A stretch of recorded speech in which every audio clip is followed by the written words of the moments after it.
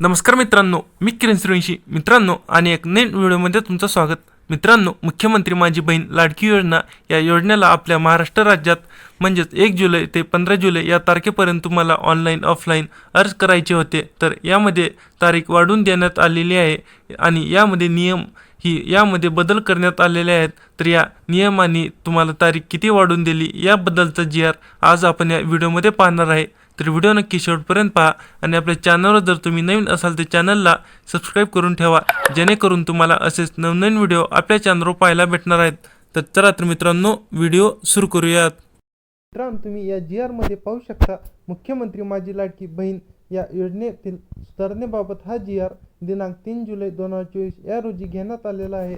यामध्ये संदर्भ हे आहे की महिला व बाल विकास विभाग शासन निर्णय क्रमांक यामध्ये प्रस्तावना दिलेली आहे की राज्यातील महिलांच्या आर्थिक स्वातंत्र्यासाठी आणि त्यांच्या आरोग्य आणि पोषणात सुधारणा करण्यासाठी आणि कुटुंबातील त्यांची निर्णायक भूमिका मजबूत करण्यासाठी महाराष्ट्र राज्यात मुख्यमंत्री माझी लाडकी बहीण योजना सुरू करण्याबाबत महिला व बाल विकास विभागाने सादर केलेल्या प्रस्तावास 28/6/2024 रोजीच्या मंत्रिमंडळामध्ये मान्यता देण्यात आलेली होती.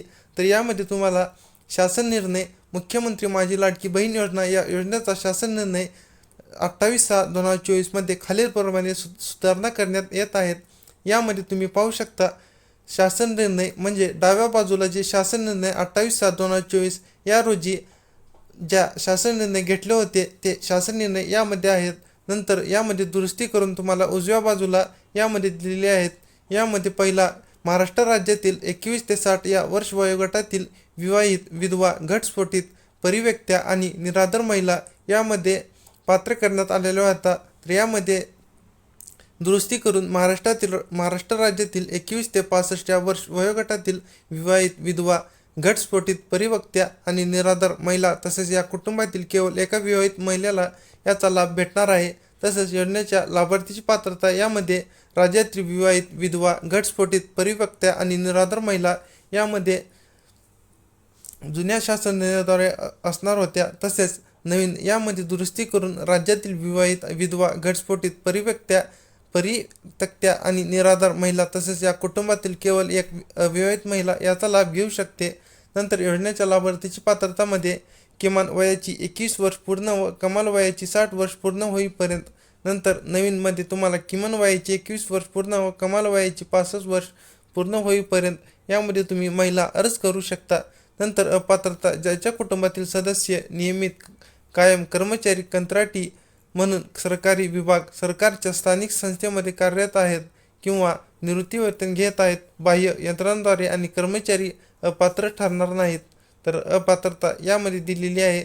तर मित्रांनो, हा शासन निर्णय मी डिस्क्रिप्शन बॉक्समध्ये दिलेला आहे, त्यावर तुम्ही टॅप करून हा शासन निर्णय तुम्ही यामध्ये पाहू शकता. आणि ज्यांच्या कुटुंबातील सदस्यांची संयुक्तपणे 5 एकरपेक्षा जास्त शेतजमीन आहे, तसेच अनुक्रमांक 7 मधील येथील अपात्रतेची अट वगळण्यात आलेली आहे. नंतर अशा प्रकारे तुम्हाला काही यामध्ये 8 अटी यामध्ये रद्द करण्यात आलेल्या आहेत. तसेच डाव्या बाजूला 8 अटी रद्द झालेले रकाना आहे. तसेच उजव्या बाजूला यामध्ये तुम्हाला नवीन सुधारणा करून दुरुस्त करून नवीन अटी यामध्ये दिलेल्या आहेत. तर अशा प्रकारे तुम्हाला 6 ते 8 अटी होत्या. तर आशा करतो की तुम्हाला हा व्हिडिओ आवडला असेल. तर यासाठी नक्की ऑनलाईन अर्ज कसा करायचा यावरही आपण व्हिडिओ बनवलेला आहे. या व्हिडिओच्या शेवटी मी तुम्हाला लिंक देईल, त्या व्हिडिओवर टॅप करून तुम्ही ऑनलाईन अर्ज कसा भरायचा तो व्हिडिओ पाहू शकता. तर हा व्हिडिओ आवडला असेल तर व्हिडिओला नक्की तुम्ही लाईक करा आणि आपल्या चॅनलवर जर तुम्ही नवीन असाल तर चॅनलला सबस्क्राईब करून ठेवा. धन्यवाद. जय हिंद, जय महाराष्ट्र.